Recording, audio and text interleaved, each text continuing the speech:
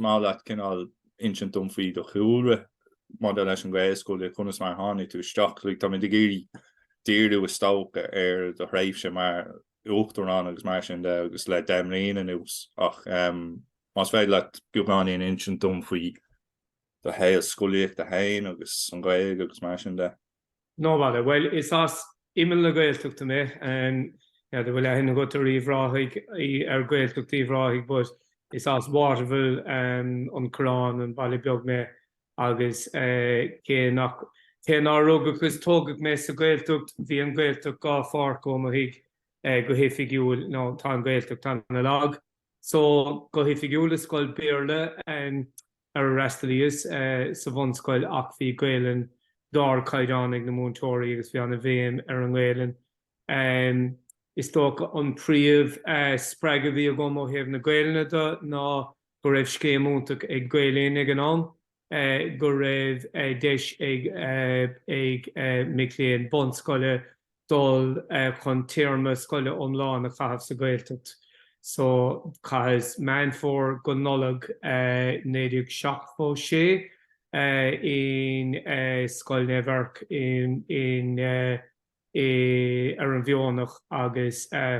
danas le clown an son le lánún ar fegan tríhí nach ra bhéon páistí go fénig so bu sin in na Gaelins na páistí bhí chu so cuas ar scoile cuihí nó Cnéide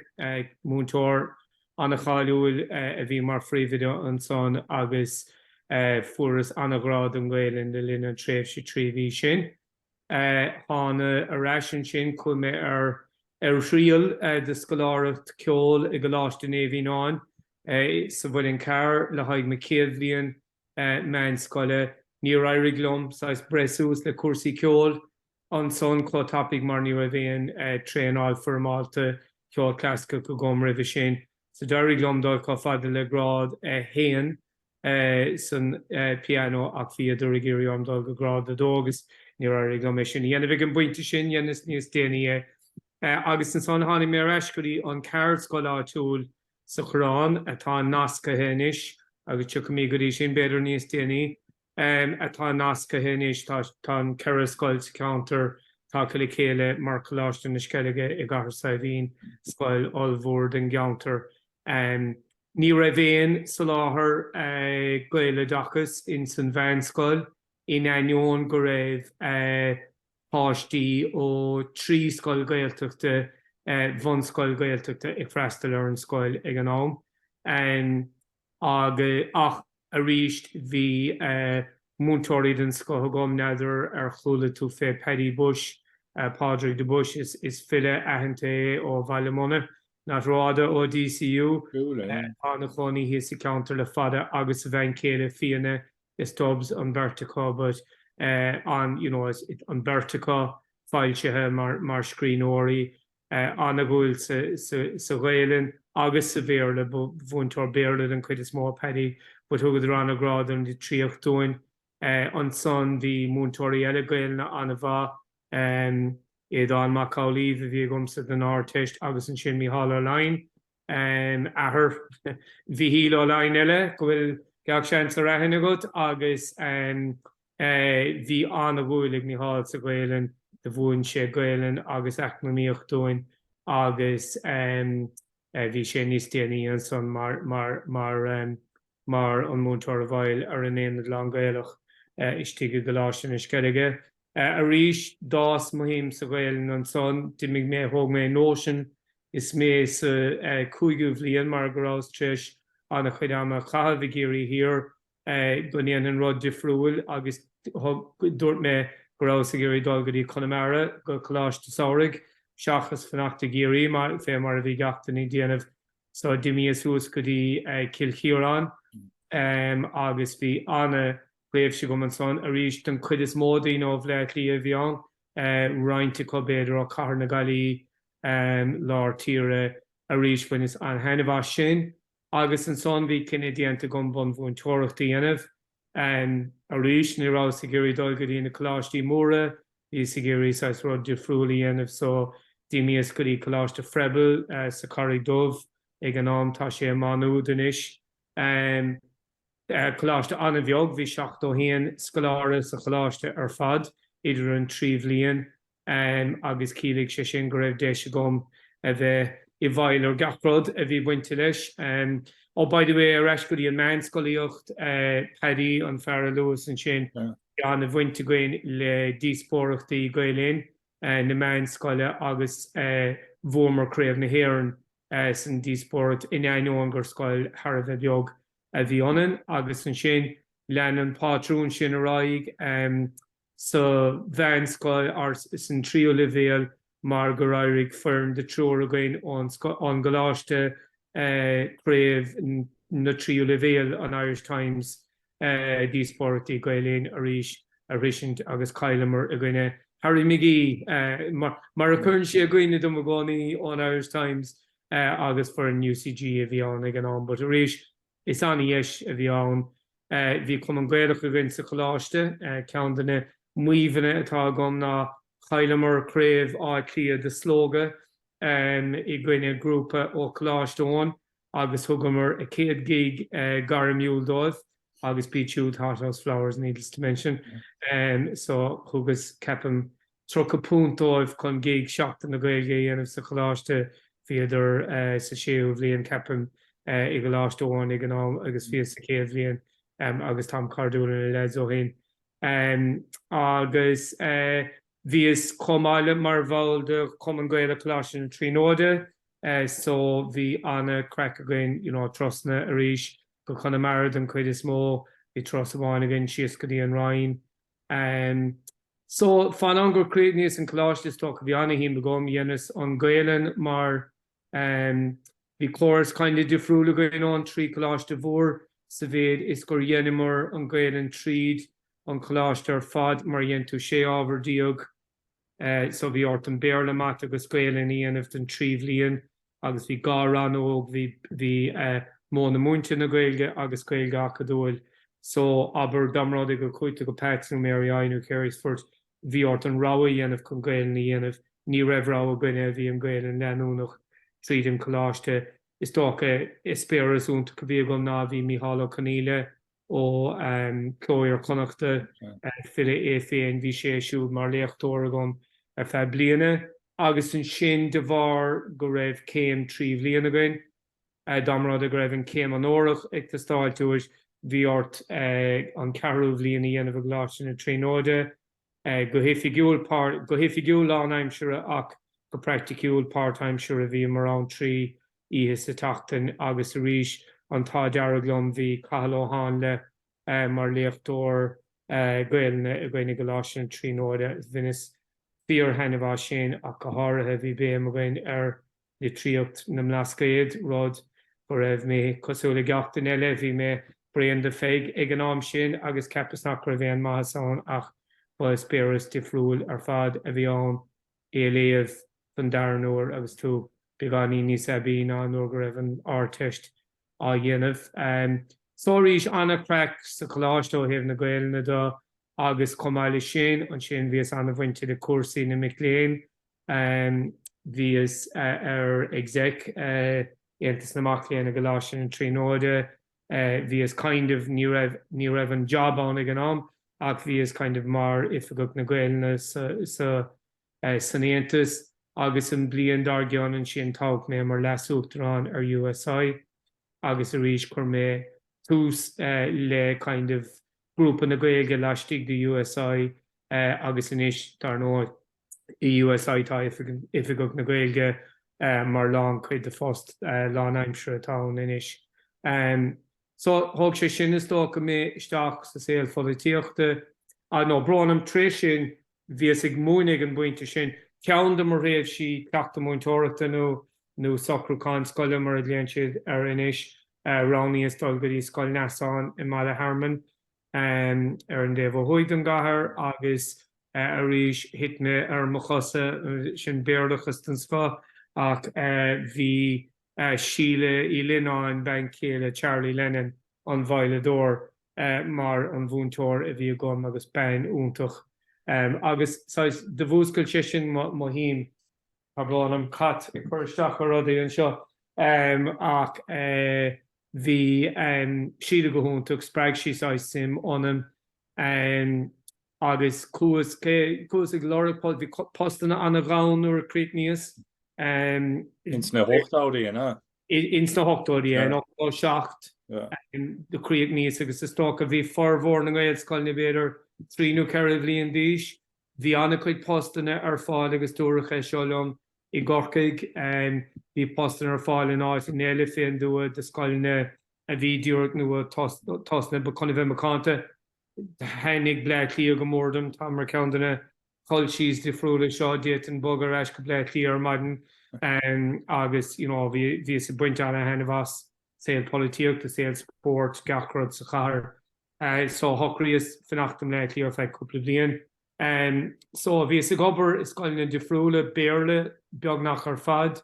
dhéanamh cúpla seachtain óna díochta I Gaelscolaíochta bhí sé má maileúil ag an am agus an son tháinig postúas agus furas léach an chuirteach ar mar ifigach forbartha ar ógras agus bhí chuirteach ar an bost agus furas agus bhí sa gobar le ógras ar feidh beag nach 10 mínú mar sin ach ag an am bhíos dúirtréis geala le a bhain céile tá fós lombaig sa dia agus bhí anna chuid teiste le géist ní ra fáinarm a bheith teiste agus comáile sin I fiospa go tacht ar cuasaí fóstaíochta ó hebh an bun mhúinteoir a ríis so dimíos ar eis bhíos I múna dálacht in drimne agus drimne mar an céad postbúin a bhí agam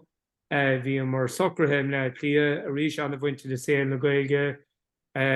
duine rialtuiste go lob an chonramé agus áit néile bhí chuna chud a bhaintear na Gaeltachta teach le chéile in ó séas an merchant atá dúnta inis faríor agus chuas an céan áit eile bhí ag ó séas ar Mid-Levy Street agus bhí mis bhí chuna chud a bhaintear Gaeltachta chéirí annach go háirithe. So an sin in éideag nócadó bhí rudaí is tóca beag I gCiarraí cuasaí drogaí agus cearcad eile gCiarraí beaganaí fastam le clia bhí mar éagsúil le bhí mar pósta bliain na ghó agus bhí mar éagsúil le páistí a bheith againn agus thóga mar cinenne gur fearlinn bog amach as le clia ag an bhainte sin agus tháinig job suas sa bhaile mar mhúinteoir hacaíocht fálamthe lonathe is Scoil Gaeltachta is Scoil Ciarraí sé nó 7,000 ó a hac féinnig agus nuair a thosníos bhíos ag slú 3 cín 5 cín na Scoileanna bhí agam ba Scoileanna Gaeltachta iad ach mar atáráte go minic ceann den na pointí iarránacha fé ná bhí an seirbhís takeíocht fálamthe nó remedial mar a bhí ar ag an am bhí sé go thomláin díorathe ar a méarla ní raibh fiú an mata clúdathe agus ní raibh ceideagainn an Gaeilge na bhúna mar cuid an job. Dánas anna feadh 7 mbliain bhíos anna gníomhach in Ilse nó an Irish Learning Support Association agus bhíos ag déanamh an puinte ag le bhéal náisiúnta go chóirúin a bheith múna Gaeilge istigh Scoileanna Gaeltachta go háirithe I Gaeltachtaí laga cosúil ar an Gaeltach féin fiú an rainn Gaeltachtaí mlío na Míníonn Gaeltachtaí ach ní raibh sé sin ceadathe agus ag an deire trí 7 mbliana de bhar an aspidéis a bheith múna trí Gaeilge agus an aspidéis chun rudaí eile cosúil Stair agus Tíreolalas agus mar sin dog a hainnig go mórlam diarrhea as an bus mar nach raibh aine san Scoileanna ag iarraí an post a thógant agus thógas just go náfost is Scoileanna Mhúchaí I gcathair sa bhín fé mar a hála sé ní raibh an post ar fáil sna Scoileanna Gaeltachta céir gur bheith sin mu chéad ráha agus an sin swings and roundabouts I 2002 thóga mar cinenne go rá mar chun boga a ríist agus bhí mar ag fiochant ar beidir boga lasmód a céirí Theas de bhí caint ar an dearna Gaelscoil Osraí hí na socr ar fáid déanta go mbeadh scoil de chuideann foras patrúnachta ag oscailteáin so gur an dearna Gaelscoil scoil ilcreidimhach lá Gaelach a bheith ann chur is isteach ar an bus mar Phríomhoide a bhí fógrathe furas an bust ach ní oscail an scoil de bhar aspa ihreacha agus rudaí eile bhí dul raig sa cúlagus ní hiigim go thomláin cad a hála ach ní oscail an scoil agus níl sé go dtí an lá tá neomháin ní lech an taon bun scoil bháin I maiile rádaí go fóil agus so simmar bhí an son thugam mar cinenne persanta go móga mis go Kilconnig as Kilconnig de Marion agus chuiristeach ar raithpoist fuair mé post is scoil speisialta rud nach raibh bhuaim tríis naim líon de mhúinteoir fiabhs nó takeíocht fálaime ach chláiríos má bheirt fáiste bhí John ag an an bhí sé tócha go thomláin trí Ghaellanna Gaeltachta an duine is níos óige tócha go dáthangach níl Ghaellanna bhaig na bhain céile so is kind of balance a bhí an Míníonn nó Gaeilge tosnathe sa bhaile so chláirigh sé sin go mór so chláiríos an beirt an sá bhí Fionn I rang a trí ag an am I Pléann san Míníonn mhóra chláiríos an beirt sa Gaelscoil an sá agus trí hachtan tríis dom ghlacha leis an bust eile chur Phríomhoide na Gaelscoile Mícheál Martin le chorm agus tír sé orm an mensásta tacht chun aglah mar bhí mhúinteoir díreach tríis churnúil go raibh sí gCiarraí as. So chuas an aglah agus furas an post mar mhúinteoir range I 2002 agus mar dheir siad an sin the rest is history. Just ag dul eis go dtí cíarraí heas is tó gCiarraí as má is péras nó má híos na scoilne bhí is anna láidir an dúram go chóir do sa láthair trí Ghaeilge na bhar fáils na main scoilne san bhain scoil a bhí ag teachta céile bhí is go thomláin I bhábhar an scoil nua a bheith ácrathú ag an tús bhí seachaid cléige páiste mac Pléann is tócha nuair a chuireach bhí scoil na mráthire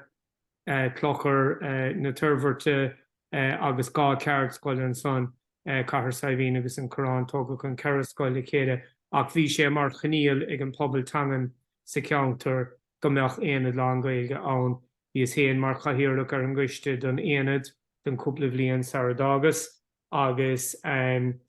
son bhí is imethe fánam gur oscail an scoil ach bhí as an dánarm gur tosníoch an aonad lá an Gaeilge ann agus gur go bhfuil sé fós an go láinmh in éonach chuil sé dul go dtí an áirteisteach sin scéal difriúil ar fad ní héon seach go dtí an testa sóisiúil fé láthach as chun gúil siad gobar ar feo sa chuir sin ach rud amháin thúntasach a chunig mé ná gur chuir sé go mór le fálam na Gaeilge sna scoilne ar fad sa cheantar go háirithe an dá scoil Gaeltachta tá fácha níos scoil Ciníní agus scoil Mhaineann mar go toban cean na fáhanna máthúrim go raibh an Gaeilge cólágus na bun scoilne sin go dtí an tréimhse sin nach raibh éon puinte a bheith studéar trí Ghaeilge nó go raibh dul raig go dtí main scoil Béarla na dhé ach idir sin idir an cinenne chun an aonad a thosnú agus an cinenne chun agus an policy achas Gaeltachta a catháirithe le séanú seachnaíon an nuas tá athrú omláin anhearfach ar an curchuige ó thaobh teanga ó thaobh a dachas I géirí heas agus deachéan ón be méid dul síos ag féile Gaeilge I gceann caicíosa chun sé úna orm méid daonóga catháirithe táid labhairt an Gaeilge inis agus iad na dhéagóirí agus ina gcuoine fásta óga, you know. Má sin céim bliain ar bunaíon aine sin má se. Ceapan gur bunaíoch an cult an scoil bheith chu an googling íana bhain sa ceapan go 2003 nó 2004 nó beidir go bhfuil mí cap beidir go raibh sé tosna saradágus is Coláiste Scoileige second óna Coláiste Scoileige idir nearn sé an rud féin about us fuin féin idir nearn sé féin an rud féin festarna scoile ní arann sé an seo, just ní cuioine mó bhar me cíine is. That's go bra, yeah. Yeah, but Louis tú an scóil sin naomh Eric Mas sin fás ar an bhád nó an cláiste. Oh God, tá fergal ó sé dre le fergal ó sé dre le dara agus Mark agus Pierre agus ní tá sé siúd mar phríomhoide inis le rain blianta nuas. Agus is anascoil is aber is an bonscoil ar a rastal brónam san rud mí ceartan seo is an bonscoil ar a rastal daró Cnéide gráin í Cnéide de fuair Seamus Begley is an mhúinteoirí Cnéide idir machanna go ar lorcán ó Cnéide an drám sin is ahar a bhí mar phríomhoide agus anacháil ar an scoil. So is count in a bonscoil agus actually count in rodí and is mar phríomhoide le rain blianta nuas nach churas tús ríis le tros na Gaeltachta na Scoileanna in our scoil féinnig agus cé gur amar dulgadí scoil na Marí atá just ceann na 5 mhíle híos an bhór thugam mar tros ar scoil na fiánaí chumá ar scoil never. Mars óda tá timpeall Ghaelscoil beag ar an déobh hir de bhailinn dagan Gaeltachta so cheantar bailnar téirigh ilmhí cadánaigh tá siad ar fad cap méidir gáide agus cearéide, you know. Agus an sé cosúla sin a gáí leis an cinál mhúinteoireacht fios tháinig ahrú sin a gáí. Tháinig ahrú de bhar an trígurí enimar. Is tóch an céadrád a hála ná tháinig an mataisteach agus an sin cap maríis bhíos críoch na hebéidir tús timpeall 2000 sa hen 2002 thugadidir cinenne agus is tócha thugadidir cinenne an fios a thuirtaisteach a ríis tréhhéileann agus a ríis tháinig bora ar sin bhí anna obair siúlaigh mhúinteoiris a gan mara bhíidir ag tréidir feag a bhd gur chóir go mbeadh áisina Scoileaochta áisina OT go mbeadh sé tiúd ar fáiling éileann tá sé sin fós anna patchy ach tá dul can cín déanta ach an príomh tríd a bhí a chur dúis ná go mbeadh agus is tócha is as sin comá gur tháinig an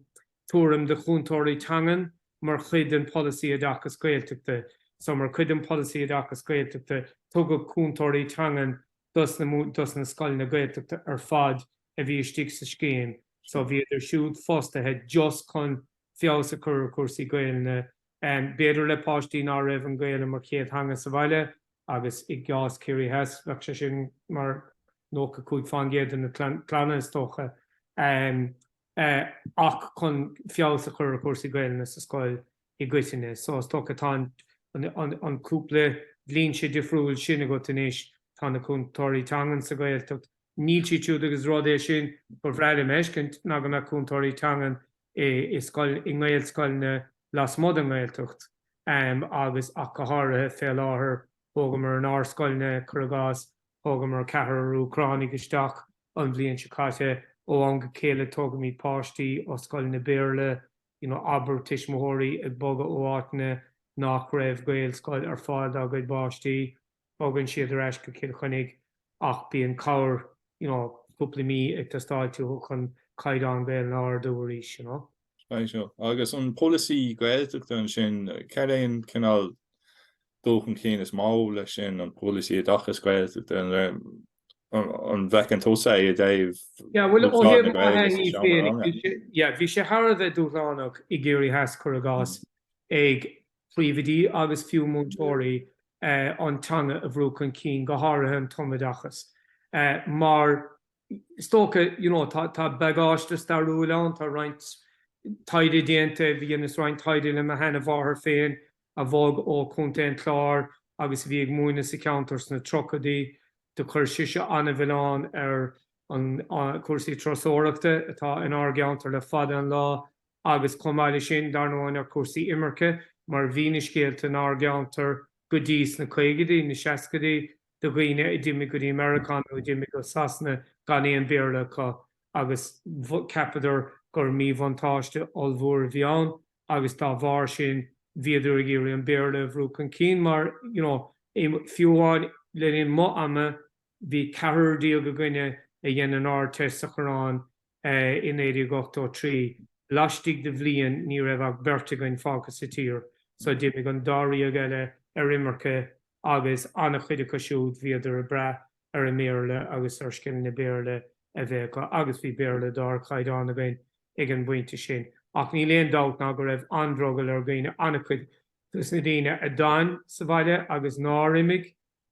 viidir is tóca viidir áras fé ngailen an bontáiste bhí an bhín anna chuid cainte méall ar deonta sí agus mar sin do ináíir is fearmheagán bontáiste a bhúr tú ascail na láirt. Ceapim nóair bhí mar tógan tlár dig, bhí difriíoch €1,000 £1,000 a bhí ag an am idir an first time buyers grant las mod an Gaeltacht agus an first time buyers grant lastig den Gaeltacht agus a ríis hógamar ar dig 500 méidir an Gaeltacht so dá bhar sin ní raibh cadagain an €1,000 sa bhreis seáilt. Ach, fiúháin lei sin, bhí scrúdú a bhí Harbhéis gur fad cainte chun an deonta sin áid. Bhí sé fós a dréibh se an Scoileanna de búnt neidir cultúí fé seo agus damrád ag raibh tú mar clán Gaeltachta bhí cead go choristeach ar deontas den dig do gapáiste bhí go agus ceapan fan am go críp níos is €100 an aigna bliana bhí an sa damrád ag raibh cehar páiste a go fótú cearraí €100 in aigna bliana ní mór a méad a bhí an. So, ceapan go cháirigh an policy go mór bhí Gaeilge dúchais á lorug le fada an dá go meach policy an agus is tóca tógann sé sin isteach sin beidir. Just ó héamh an sin dul beganín chronologically tá blanam mátá ag léim timpeall, but nuair a thosníos a Gaelscoil obviously thosníos ag déanamh bhí orm dul eis agus anna chuid rud eolaíochtaí mo eolar an chorchuige chun gael na bhuaine is spéras úntach bhí an. Bhí mar ag an am fiú a 2002 bhí anna gangtanas áisina ó thaobh leabhartha go háirithe na hábhar cosúla béarla Gaeilge a brán an béarla mata tíreála stair. So bhí an anna chuid obair dhéanamh chun ar náisina féinnig a crothú cói brúla mhúinteoir sa Scoil chun rudaí áilt uasúd. Ach an sin tháinig séad an si ar an bhód mar scéim a bhí dearathe ag cag thosnig sé i 2002 ceapim bhí sé an nuas ó bhí sé ag teachtasteach an ár Scoil dígur ní chug sé timpeall 7-8 bliain. Is tóca ceann den rudaí súntasacha ná ní raibh an lua thomadachas á cleachtas sa Scoil.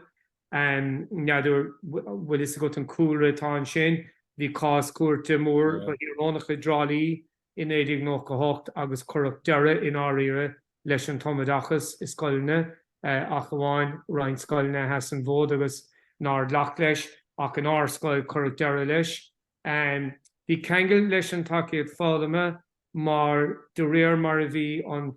áíire níor tosníoch an choras an choras takeíocht fádaime in éafar in éon Scoil go dtí tús na nóchadaí. So fan an go raibh sé sin sais lebathe síos in ár Scoil hí na mhúinteoirí takeíocht fádaime anna chun síos méall ar an bhéarla, bhí mar a gcónaí áras go meach daoine ag gearrá nach meach caighdeán an bhéarla ár de ggóthain in ár Scoil agus go dúirt sé sin díospreagad a bhaine chun tacht go dtí ár Scoil. So nuair gur thosníos bhí mé an ar feadh an séomh líon sargur ceapach mé mar phríomhoide.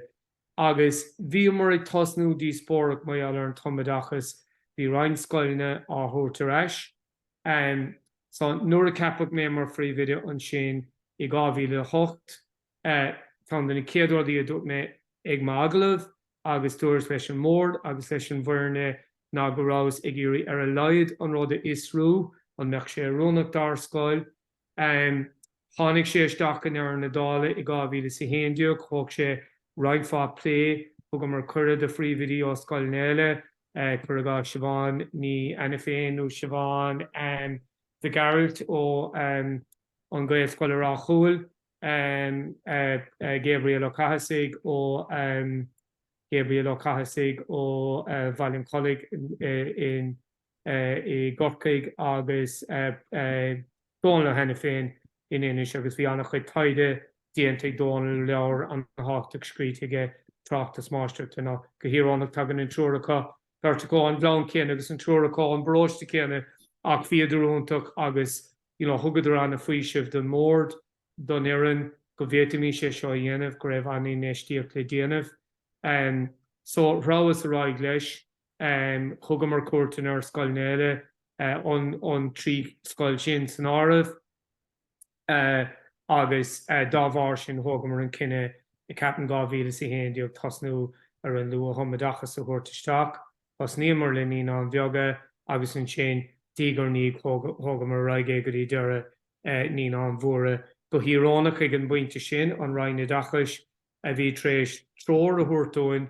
gan tomadachas a bheith gain ag gaiirí as an cás cuairte I 1998 bhí dúirnis tuairt trórdóin go cordóin dul có fada le deire ní an bhóra agus go raibh sé riachtanach a bheith gain ag an buinte sin cé go bhfuil agus a rís ag gaiirí as sin is tá ché ceangail gachrad le chéile nuair a hosting an policy a dachas Gaeltachta bhí sé mar riachtanas ag Scoileanna Gaeltachta an luath chumadachas a thuirtaisteach ag leibhéal na ní an bheogas ní an bhóra agus chunig mé difríocht dochréite is sin I Scoileanna Gaeltachta timp na tíre a go háirithe géirí heas mar bhí na mhúinteoir is na príomhdí an casa timp go dtíana tiismóirí is rá out of our hands seo tróra tá facta going on rain agus comáile sin leis an policy a dachas Gaeltachta go háirithe I gceantracha cos in our geantar ní raibh sé ráit agus sa léir bud bhí sé maithan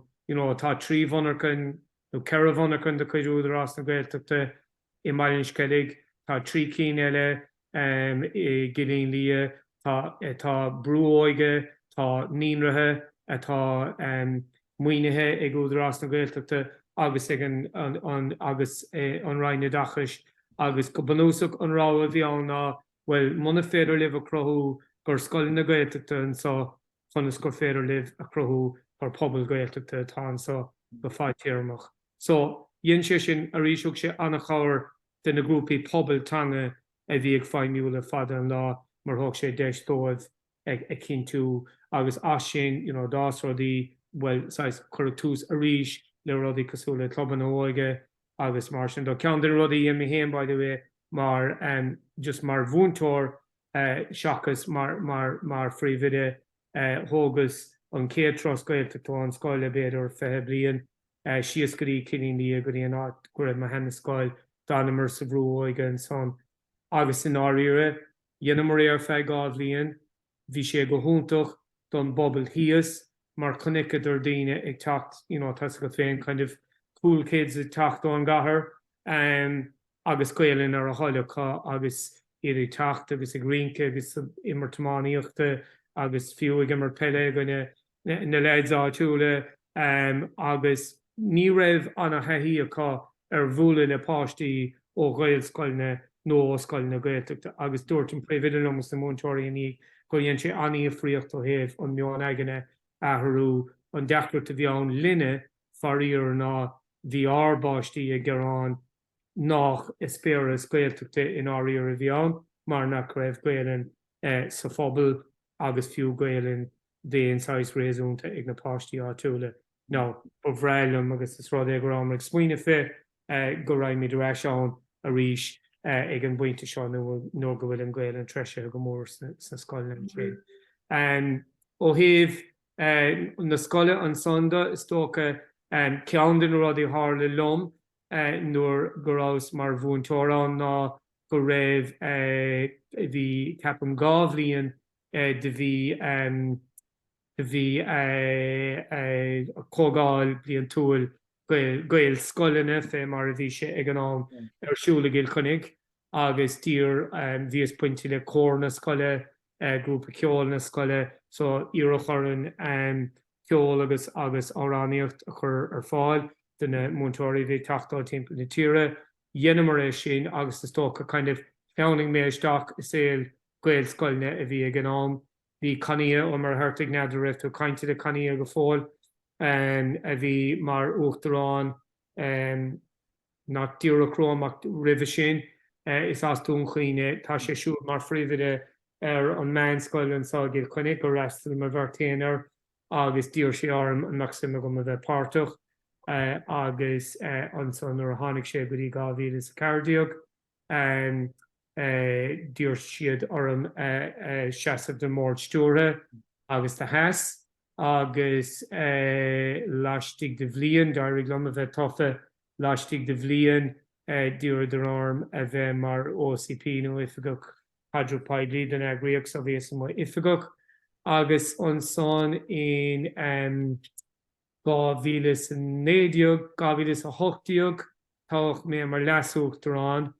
agus i 2009 táach mé mar Uachtarán tréimh sé 2 bhliain agus tarnóin 2 bhliain COVID a bhí ann so bhí sé difriúil mar Uachtarán foríor ach is tócha ceantar rudaí is samúla den céad 5 bhliain go raibh mé bainte leis ná go raibh an nasca á dhéanamh le na Scoileanna Gaeltachta so tugann tú an agus barád an starú lei sin ceapach sin mar ceann eagraíocht bhain foras na Gaeilge agus an dúchas a bhí orna nach cuasaí a dúchais ach mar cuide sin an mola bhí ann ná go néanamid iirecht na dlíonn si difriúla don na dúchas an bonscoileocht an réamhscoileocht na main Scoileanna agus Scoileanna Gaeltachta mar ribh sin bhí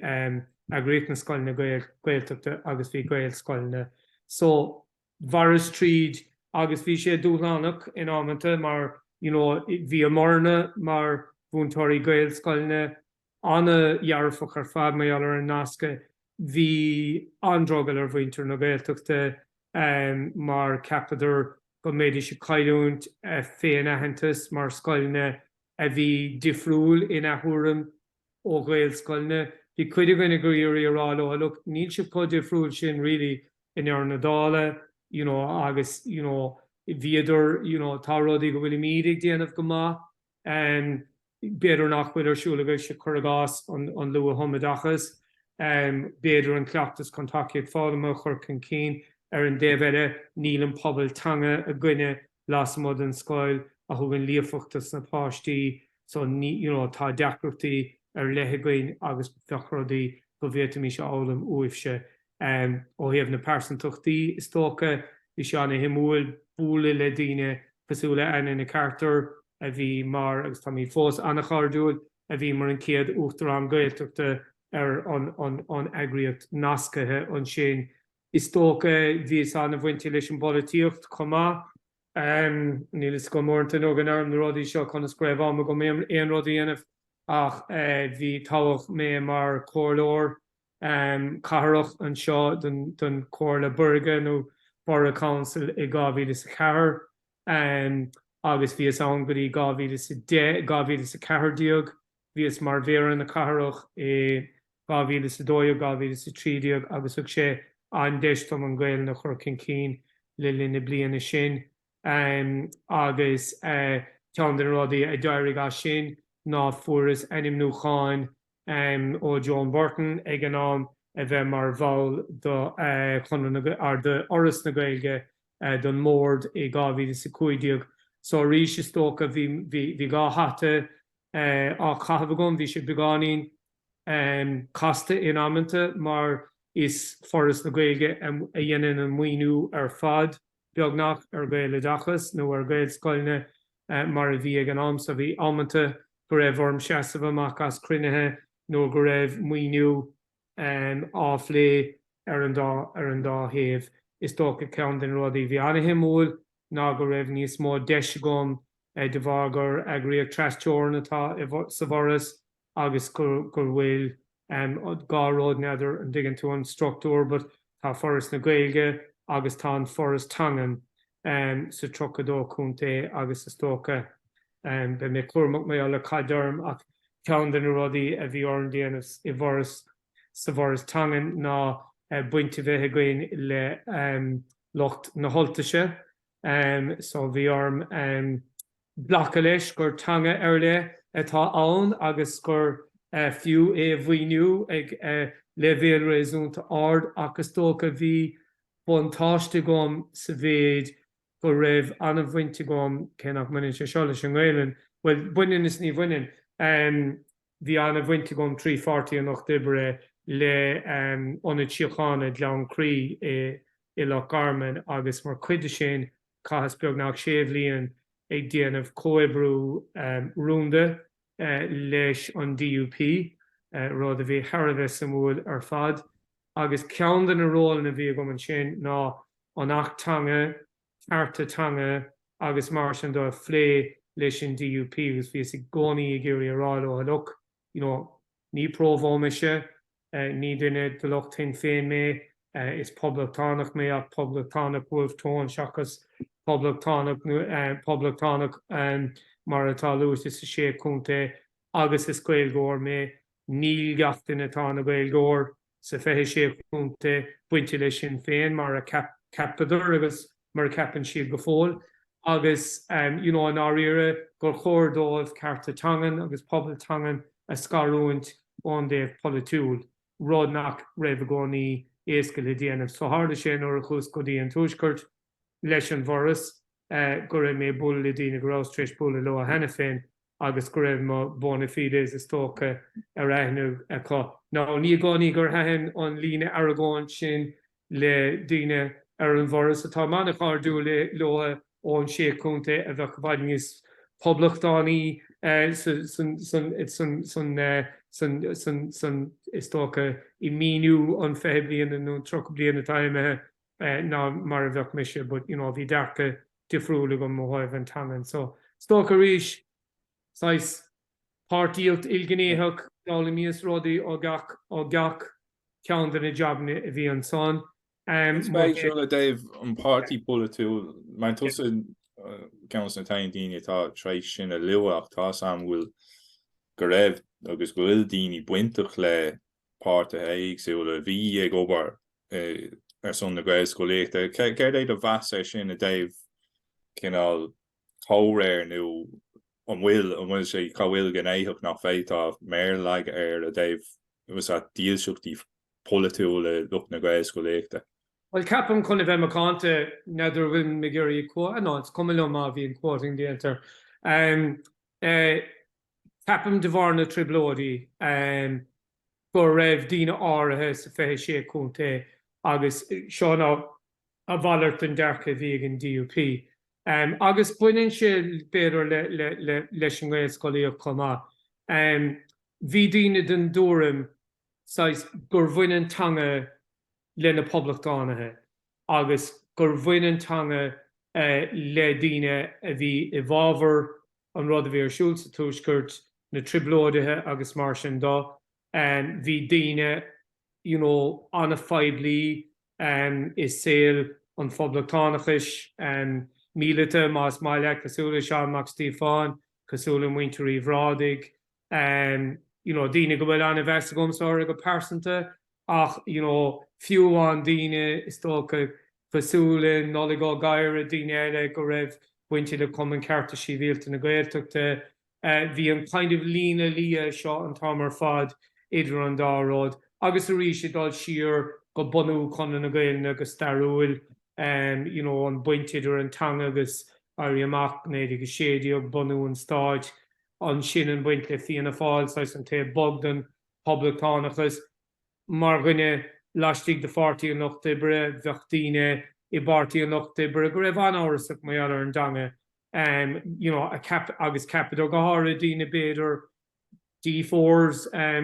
daoine meach na cuistics na carracha bhí aragóint bhíidir den dúm léitar an Two Nationism gur cordún fannacht leis an gá stáit a bhí a gcuin agus ligantóibh agus rilí an áíar gur bhain an Gaeilge níos mó lótha siúd thuas ná mar a bhain sé leis an gcuideanna gcuin. Agus comáile sin bhí daoine agus starúil is star an 40 bhí daoine cosúla pronsias macaníosa anna bhainte leis an bartaí bhí tridaine ann maiall cuasaí polítíochta dág sé siúd. Bhí daoine cosúla donna chó héalaí I Gunamara gní bhí pobl anna bhainte leis an bartaí ar feige bhad dag sé siúd le frostrachas de bhar aspad dul chun cín nó aspad cengailt lena ceiste na Gaeltachta is dócha fémar a chunig sé é. An déhheire bhí mionlach dúine dína cosúla Joe Costello, mé héin, Michael D,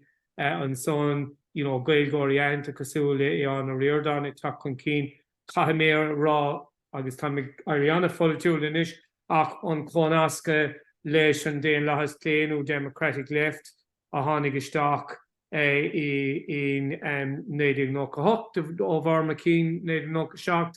tháinig anna chuig Gaelgóirí isteach so bhí Gaeilgeanna bha ag Pat Rabbit ag Eamon Gilmore tháinig fiochrá céalach chuir isteach chuir agás ó Rhino Gúnach tábhacht é siúd ar bhórd údarás na Gaeltachta an céadú riamh go raibh síocháin ag páirtíoch dibre ar an údarás bhí sé mar chóirleoir comá but bhí daoine an chuna bheith fearáilte comá tríd na blianta bhí Colin Mó Brian a raibh anna bhainte le buntús cainte scríomh bhí sé siúd mar ardrúnaí an fartaí in sna 7-8 so bhí pobl an na gcónaí daoine a rís tríéis an nasca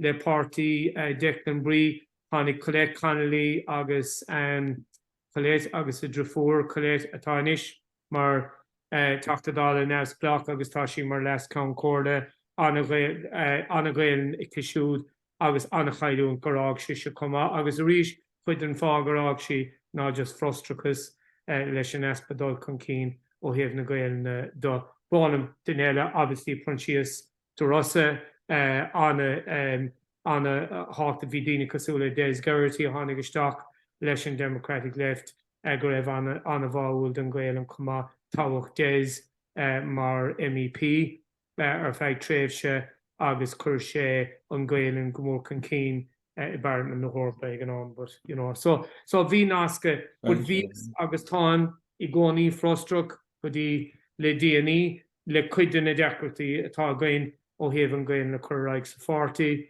agus fémar a tharnaíonn sé tá an céad cruinniú tá ag fáil hot off the presses an céad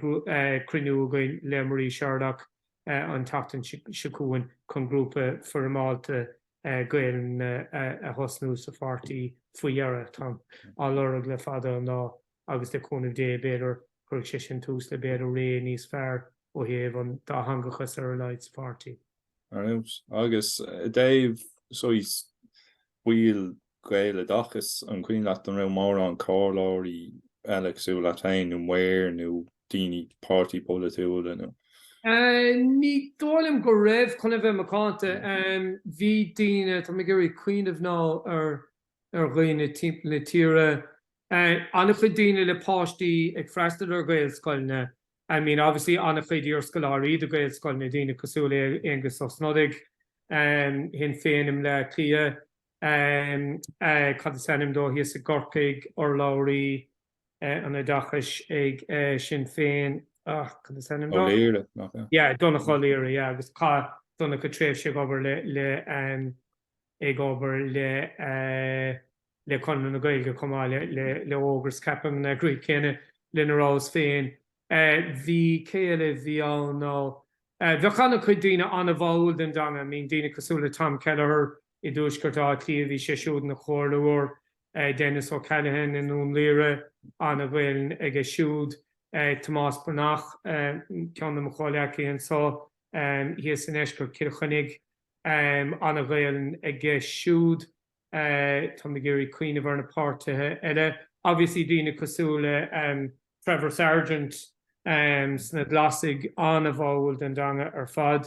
chuir agás a dáil cheantar an sá go hirónach nuair a dag mise bhí páistí de cethir den cúigear tachtadal bhfuil branam lá cethir tachtadal so tá páistí Malcolm Noonan na glasig agus anna híimig Malcolm Satanga páistí Andrew McGuinness íana fáil mac le John McGuinness a bheith an a hachtadal ag sean amach an seo páistí Kathleen Funchion agus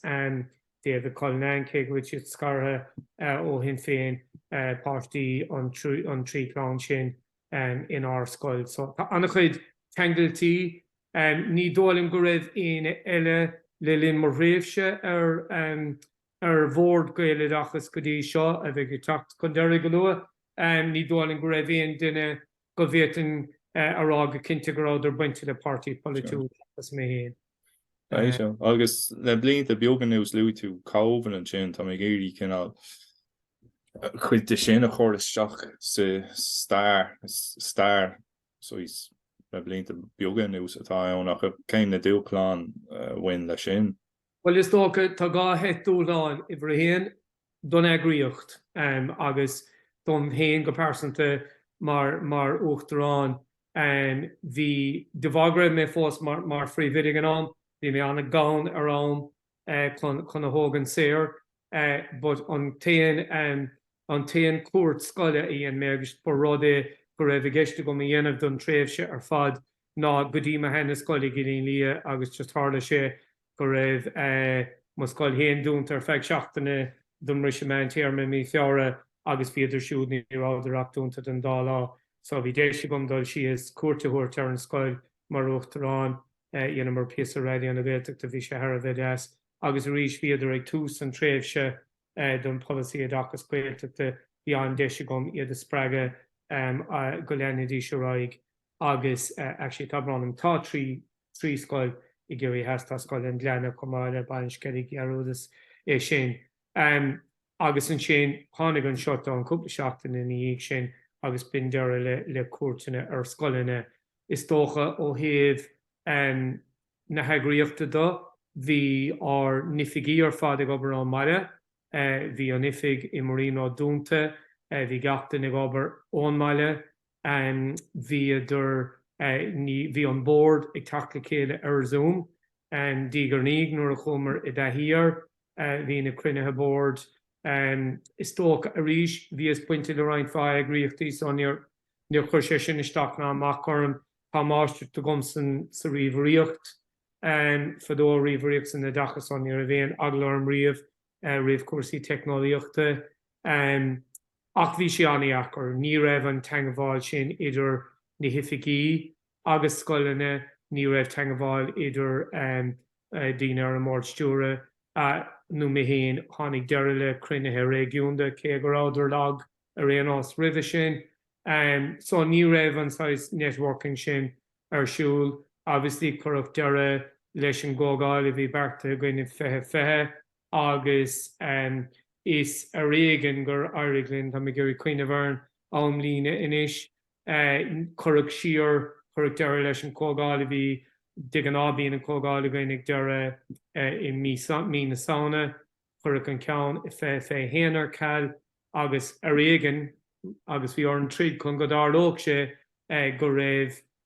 cógáil a gom féin mar Uachtarán I mí bealtainna fethe dó agus tu go ceadom fannacht. Cúpla mí sa bréis onas go mbeadh cógáil cearta gom féin mar Uachtarán agus bhí as an dánarm gur hála sé sin na gcorcaig I mí bealtainna seachtaise agus sin tábhacht mí hálas mar Uachtarán ag an buinte sin agus bhí sé go húntaach fí mar ceann duna céad ócáidí I dachas a tháinig ag go raibh ceadagan dul tréis COVID agus tá bhar sin bhí tinreamh anna bheith againn, bhí anna crack againn agus bhí mar inán sais rud normalta a bheith againn don géad ó riamh. Ar an déobhheile cá mé rá déanach éocht ag na hifigií agus gatainna ó bhláinead sios tríd na hifigií damrád ag gorás an duine bháin a lua cíar ní bhring san ardifig chuirsí agus dhéon si an túfás ibre agus Jill McMahon actually bhí an ag an comma chun webinars a dhéanamh bhaine mar anúsáid ar fad as Zoom as na platforms difriúla chun webinars a chur fáil go hirónach bead a go níos mó daoine ag ghlach apát sna rudaí sin ná mar a bhíon go raibh rudaí beagainn agus is ceistáil bhórgus bhí mar lé cúpla láhain chuirgás nó go raibh crunethe board náisiúnta gine bhí John Joe dáthart ag teiste lá thuaisceart hir chonneil go Marino bhí Beann Ó Cinearna ag taistil suas go ciarr go Pléann Cliath an crunithe dhéanamh tá bríd ní hain fé láthair ag taistil ó béalahhuirid a gúnta a bhí ó go dtí crunithe. Thóg sé deisdúin go mac na daoine sin lán fáirteach ach gan orthe a chuid tithe nó chuid Scoileanna ágant dámrád ag go raibh cruinniú ar siúl. Agus is tócha tá míad stracail sin beagán inis ó thaobh an todhchaí anna chuid darghaine go fóil táid ar líne ach bhí ar géad cruinniú go thomláin beo againn an sathairn sicáte i dtaobh stratéise legan amach don todhchaí. Tá míad idir gá chóirle tám se buinte inis tá mar bháil don chóirla mhúinteoireachta tá na crunithe sin ar fad hibrideach mar d fa so bhíon pe méad againn gur féidir lína bheith sa seomra, tá míad sa seomra dhéan mis a cruinniú leis an gcóirla ní bhí le sa seomra bhí le nach raibh dig an ábíon trí ceathrú sa seomra ceathrú nach mííon ach tugann sé déis do gcuoine agus tá sé anna echar tá míad ar fad deonach tá tú géirí am sé aráil tá de scoil má tá cruinniú chuna bheirsúla go chuige tlog marino tá tú beidir amachtar le lá agus caihíonn sé sin fábanna agus ní bunaí go háirithe le ganta na smúntóirí agus mar sin dá fé láthair bíonn sé anna echar phríomhoide é sin a lámh seáil. So tá buntáistí mhóra ach bhí tharbheith bradúil as an lámh seála déanach ar an rud. Bhí Scoileanna ó thaobh cad a bhí ar siúl is Scoileanna in Scoil féinnig chur mar tús bhí an tálinn, bhí rudaí cosúla eile Google Classroom setáilta suas a gcuin sagar tháinig an lockdown ach chur mar feabhas olmhór ar a méid a bhí ann. Ceann na deacrachtaí a bhí a gcuin ná fiú thaobh siad an si na háisina Gaeilge tá anna obair le déanamh go fóil chun feabhas a chur ar áisina digitacha atá ar fáil trí Gaeilge dar Scoileanna. Bhí anna bhéim ar fad ar leabhar cruaige ach fuair amach le léanann seota. Go raibh anna bhí bhantáistí buinte le sin agus go raibh géargá le forbert a dhéanamh ar áisina fála me trí Gaeilge. Agus seo rud, is céis deacair tá anna chuid dul chun cín déanta ag cólachtaí béarla cosúla Gaeilge agus Pléann agus fólans tá forbert déanta ar a chuid scéimena Gaeilge le roinnt blianta nuas tá scéimena digita chud an sco forbarthe cá ach tá siad forbarthe i ggóhéics tí a dód an Gaeilge so go bhfuil tá sé dír ar Scoileanna béarla agus fálamór i Gaeilge laistigh de Scoileanna béarla. Níl siad a mothúirm agus mohíim anna láidir fé seo dar an daine go bhfuilim cosúla céarnaíon briste ar an ábhar seo ach níl idir na rúint dar Scoileanna chuir a gás níl siad canúnach so tá just canúnta bháin an tá siad an si ar ás ar fad anna hebhar mar áisfálaime ach níl an tústáú déanta ar ó thaobh an siomhidirlíon ó thaobh na appanna agus mar sin mar bachóir agus fuair sin amach le líon an díon leála agus táim míad tréise bheith ahrúgus táim sé héingur persanta tréise bheith brú sin le cag go gaiidíos níos mó inistíocht. Bhí Scoileanna eisiom láracha is cuiinlumm cepas go raibh anna chuid á dhéanamh an Scoil agus bhí mar chur a bhaile obair agus ag seola rudaí bhí páistí ag seola obair ar eis cuine fuair samach go raibh Scoileáin sa Gaeltachta gona mara a bhí ar líne ón na néadclog ar maidin go dtína trí clog gach lá na múinteoirí lánaimsúre ag múine ar Zoom. Ná sin éisceach dúil níor dhéan formhór Scoileanna in Scoil deireadh líon is dócha le líon an darnanú an tríú tréimhse bhí dhéon glasáil deireadh líon beidir suas go dtí gáúr nó tríúir a clíg a dhéanamh gach lá ar líne agus thóg sé sin anna chuid obair agus bhí na múinteoirí dochreite ag cláirú le sin. Bhí dúláin ar le de fáistí le riachtainna sí Tugann agus ní léon dát ná go raibh sé anna echar bresuas ó thaobh na Gaeilge do bhí anna cailpáistí an dábhlíonn sin de luath chumadachas idir i bailtí i dlana sa bhaile gur bhí an béarla an teanga baile níor a bhéon lochtar na páistí ná níor a bhéon lochtar na tuismóirí in anóin go ráidir i déanamh aníoir le TG Cearraí agus rudí eile chun chuig scileanna teanga chuméid chláidir agus go bhhéta dís ach níl éon rud agus seo sto cean den rudí is mó dála míamar, níl éon rud cosú le bheith ar scoil le do cháde ag láirtan tangan agus darnóin fuair annach le daoine amach cé chláteachta agus atá an mhúinteoir, an cheantar lange, an mhúinteoir takeíocht fáilimthe idé fálam na báistí agus leadmhigh anna chuideacha anna hapig nach méidí gCiarraí bheith na bhúinteoir nó go raibh an mar dúirdar homeschooling déanta chorod. Ní lecham leis an níor lech me riamh leis an aber sin hí an frás a bhí gunn an árscoile dhéanamar bach chur an frás a homeschooling agus is fálam sa bhaile a bhí mar a gúsáid mar an sin, Arnús. Sin spéisial spócht an scéil faoine báistí sin a choil amach ach Dú tú an cinná stratéis an bhór stúrthe agus an céir é an dúchláán is máhain is a déobh cinná fás na hairnáil agus cáil sin dul a teilcí tá an bhfuil an rialacha na rinne so is a choristeach ar. Tá cinnte is tócha chunig cumaréis sin I déobh an achtas im leithlí a thuig áid go raibh sé saléir go raibh éileh ann do Scoil Educate Together agus go raibh éileh ann do Ghaelscoil agus dhéanamar tríd cé gur chailimar an bhóta léag misis ceap mo thugan an frása de caine a bhí mar Uachtarán ag an bhí gur comórtas X-Factor a bhí ann agus ar fad buinte le bhóta and winner takes all agus damrád a gur bhuaig agus a ríis anna himagum sa Chorus Educate Together de bhuanas an I cuideanna scoilna bhí ann ag an tús ach ní mailim an comórtas idir Scoileanna Educate Together agus Gaelscoileanna agus ach go háirithe ceapim agus tá sé seo ráite gom chun bhoras patrúnachta ceapim nach ninin siad job má go leor ina rála daoine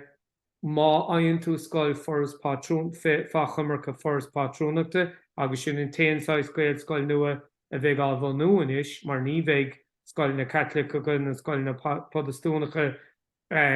Gaelscoileanna á bhil nu má aonn tú scoileanna oras patrúnachta fáin tú scoil atá na Gaelscoil agus atá ina Scoileanna Creidimhach. So go bhfuil the best of both worlds á fáilte go aonn tú scoil agus ní dólainn go bhfuil an foras ag déanamh go leor as an prófíl sin tá sa go bhfuil mionlach dá Gaelscoileanna tá na Scoileanna Catholic agus is ródáis tradiisiúnta sin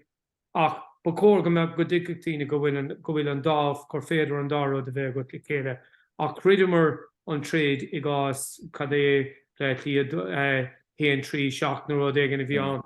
agus daireadlíonn an darna an Gaelscoil nua áiltún sin agus go méid neidir bhuiid sé tosnú go nó an méid sé ag tosnú ach go ríis tá na fáimna ceann céan a bhain I gceann trocha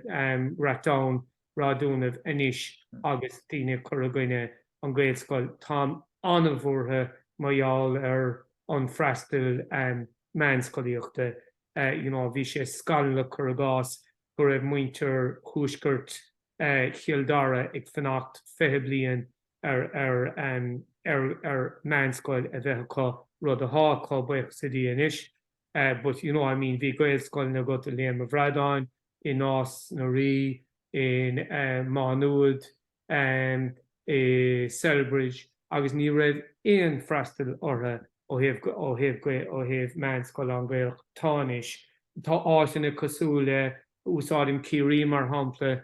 tá Gaelscoileanna I Drálaí in Oileán cheantar I Listúil agus I Gcearraí agus níl ach meánscoil amháin ag déanana freastal ar siúd agus sin I Drálaí. Ná tá siad sásta le sin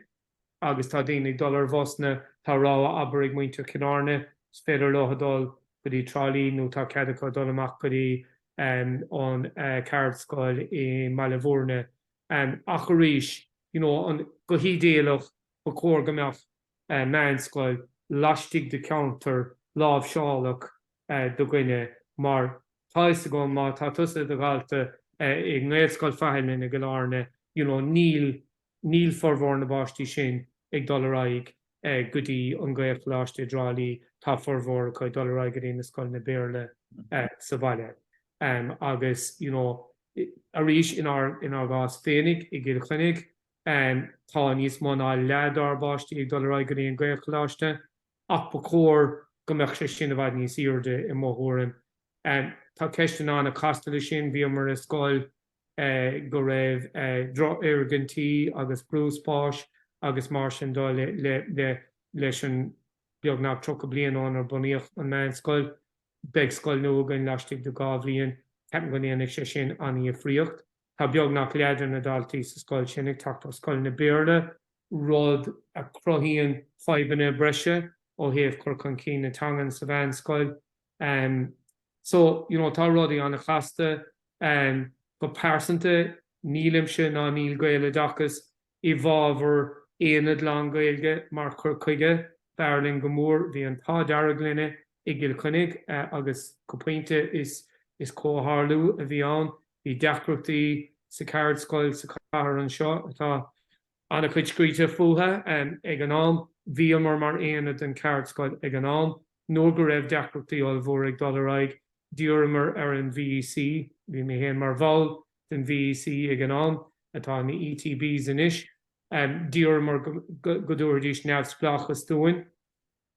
thugadúir neamhsplachas dúin, agus pinan rud is fear harda den scoil, nóair dimig móbhach isteach sa céad bhliain, ní raibh ach 60 dalta sa scoil ar fad, tá breis is 150 dalta sa scoil inis, agus sin I dréibh sé 5 bliain I díog agus fás ar na berta déantar. Pe bhfuil mo bhach prosta nach bhfuil sé fó des beag ciúin pásanta is a bhí na léanta sin a ceapim sé féin gur scoil den atá an.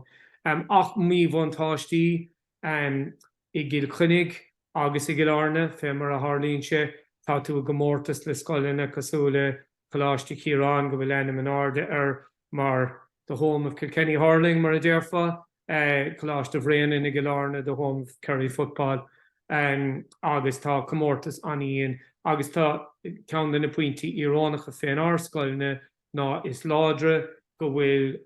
na sport na Gaelge in our Scoileanna is mó páistí a mína géirí dul go scoil go bhfuil an na ládra ó thaobh an cumú leis Gael agus cé gur Scoil Béarla tá. So tá sé sin anna frostruch, go pointes leis Gael atá an comá. A ríis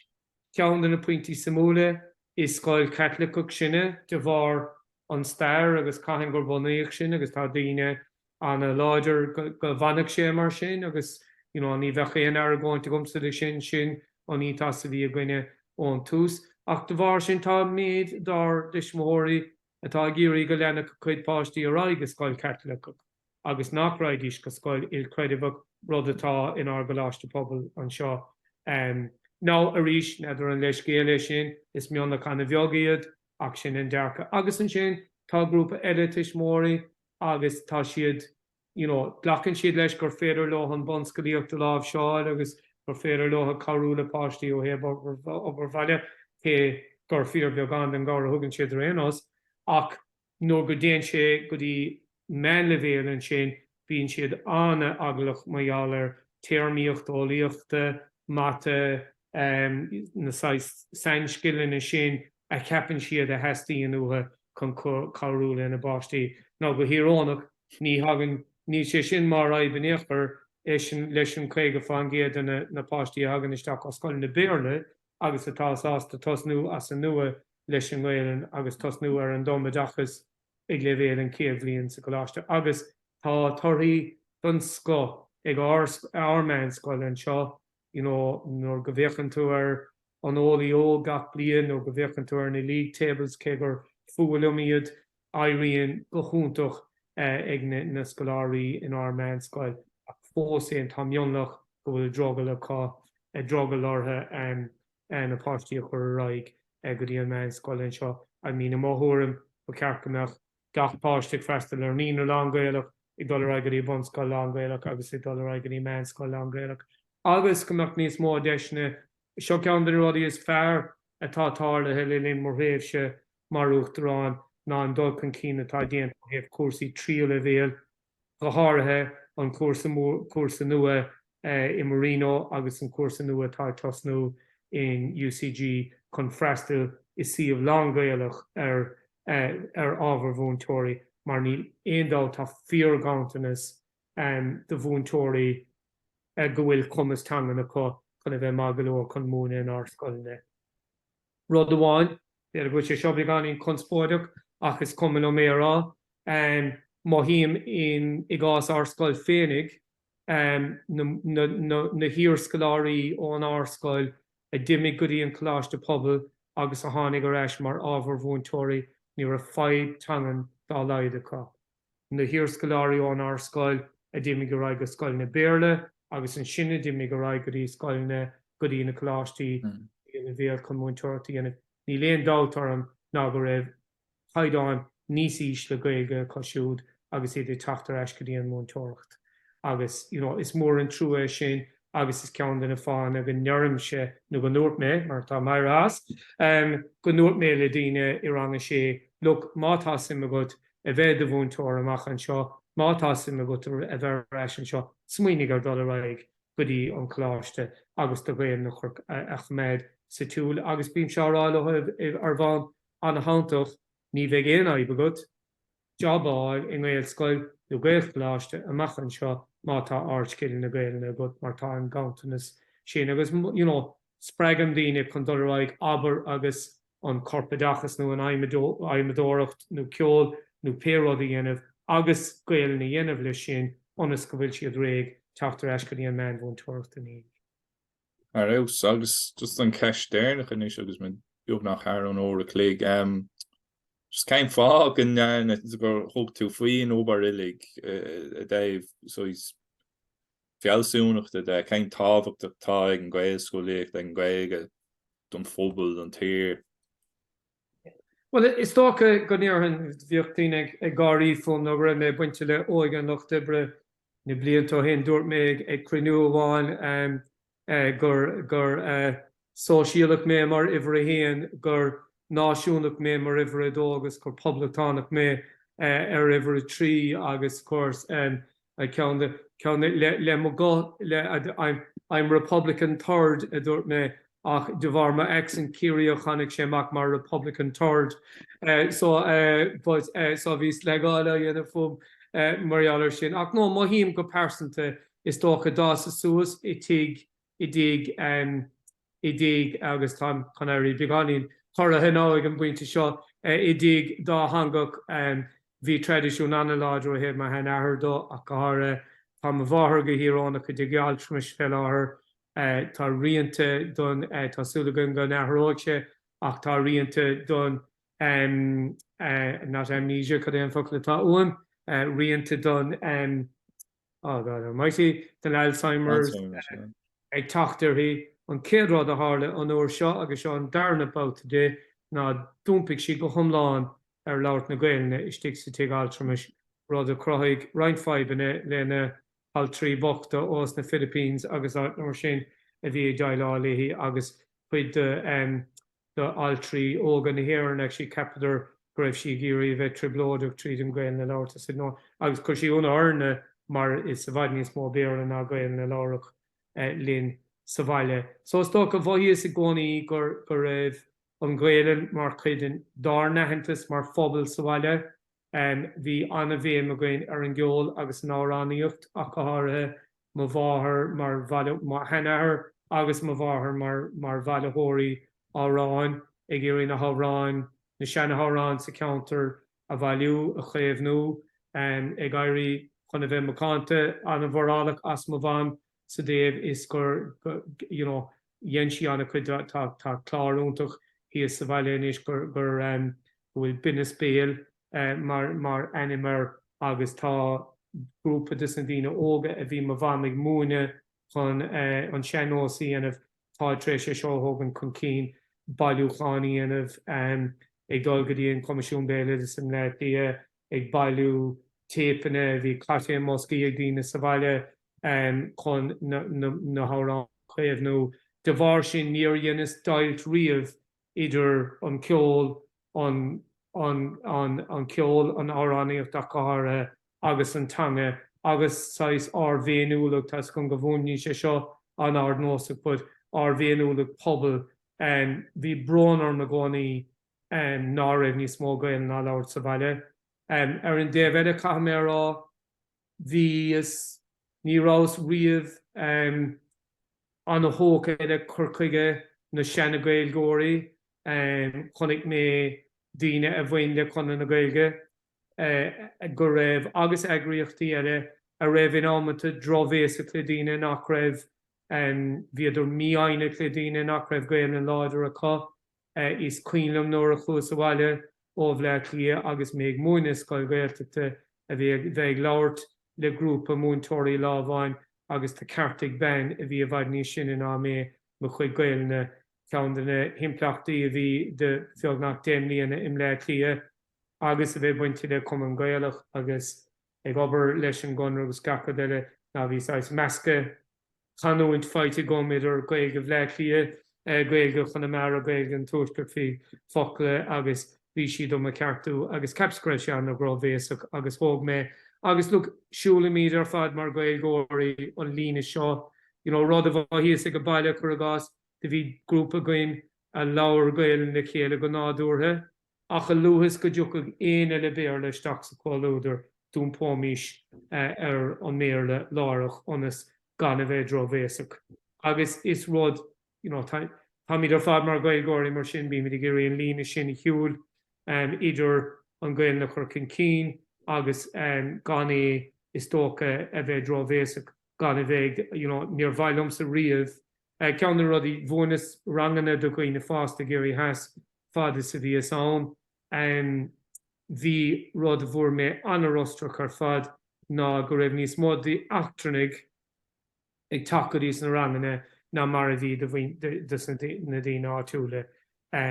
Bhí olanig, bhí garmánig anna chuid san daoine sin ina chlánaí géirí has bhíidir siúd anna bháil den deanga agus áfiocha sús. Na daoine is láidir béidir sa phobal ag an am sin ó thaobhann an teanga labhairt ná daoine bhí treis bog amach anna chuide ó cheantar go cathaircha cosúla bleachtaí agus limnach agus mar sin dó. Ach tám anagóchasach cha mé rá ag an buinte seo dúirt mo bháthair rud a bháin lom nó go raibh mé sa choláiste agus bhí is as frustrachas a dúirt sí ag an am dúirt sí the Irish language will never succeed until it becomes cool with the middle classes. Agus go puinte ceapan gan in daoine cosúla David McWilliams caithavan ar seo sin atá dianta. Chohíonn sé sin faiban eile sa bhéad is nachhfuilinn méid céine inclusivity atá gan in Arscoil agus gur bhailm mar phríomhoide de thiocach dán do chuideann lochsiúil aber i gCill chunig isteach trídan doras gach bliain nó gach cúpla bliain nóair gur dhéanas míniú dóibh mai eala conas gur ibrig an córas rihidir amach an doras có tapig agus go bhéitadéis. In aineoin go bhfuil pobl réasúnta imircé go gcuineann sá fuair mar páistí chuirgás ón ar an refugee scheme ón Tugann has i 2005 ní ránnig aine cosisiúd Arscoil in aineoin a ríis gur dhéanam mar iirecht dhéal dóibh. Fuair mar clán óntaach cúpla bliain ó hen beirt gur de bhunamh Burundi agus Tanzania na tuismitheoirí hána dúirteach tá beirt go dochréite fiocadidir sús an Tugann cé gur hána dúrás ó bhain Scoil béarla fiocadidir sús an Tugann anna hapig bhíidir ag tacht le cúlra ceara hanga acu sa gur hána dúirteach go dtíon Arscoil.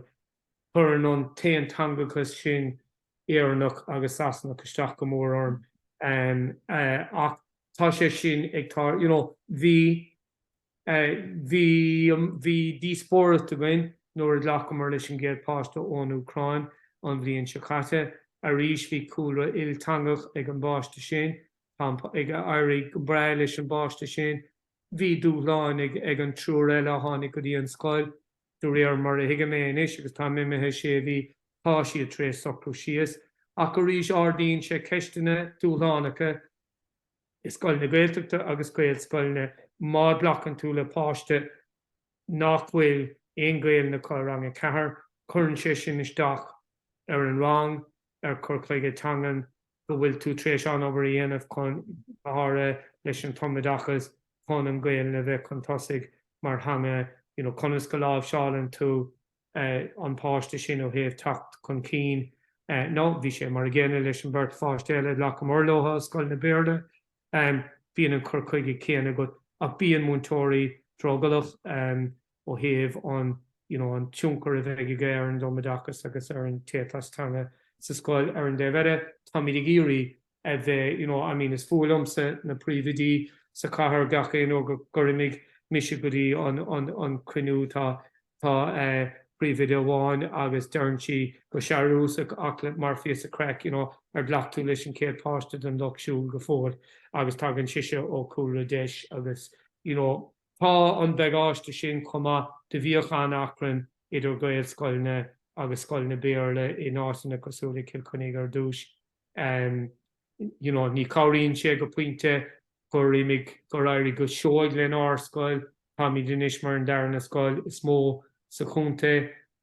agus an sin bhí Scoileanna bhí bhaintáiste deis a raibh déanamh táhanna hibreann ina chuid báistí ag caidún tíomhracha chuideannas na páistí sin ag bogad go dtí an árscoil agus agus comála sin rudaí cosúla íogaíochtaí sa bhreis a bheith áfáilt ag mhúinteoirí an Gaelscoileanna rud a chuiristeach ar na mhúinteoirí eile go mór nach raibh nó dí an tíos leis an íogaíocht agus bocórgamach sé tu choréis ach is tócha sin in scéal is an spéisiúil agus sáwas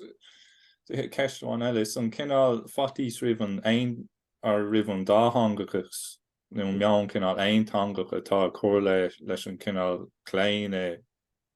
gan daoine den lochsúil agus dramnaí deis agus mar sin de bheith a bheith níos má óníodíocht a bheith acu sa scóla matúra. Well is tócha anna chuid dá buinn sé le drothaí agus buinn sé mar smaoiní mar buinn sé leis an dílúna ón Gaeilge rud a bhfuilhíam anna láidir faoi. Má tá fáibanna fálamthe báistí is Scoileanna Béarla default position túair dílún tóibh. Cílíonn sé sin nach bháil amháil siad an tanga nó go bhfuil siad sa bhainscoil nó bhfuil páistí a go féinnig cúpla bliain in íag níl si chuní chur go dtí an áit ina bhfuil an tanga a dúradh lótha go raibh mar bhí bhaintáiste dóibh ar scoil mar phríomhhoide. Bhí drothaí ag daoine le mhúinteoirí ó thaobh an Gaeilge nó go rád ar Scoileanna Béarla agus is tócha tá dearcha ag daoine gur tanga deachraí an Gaeilge. Agus an úsar sin tá an seanrád sure what's the point in it anyway, ní féidir le freiceáilt as agus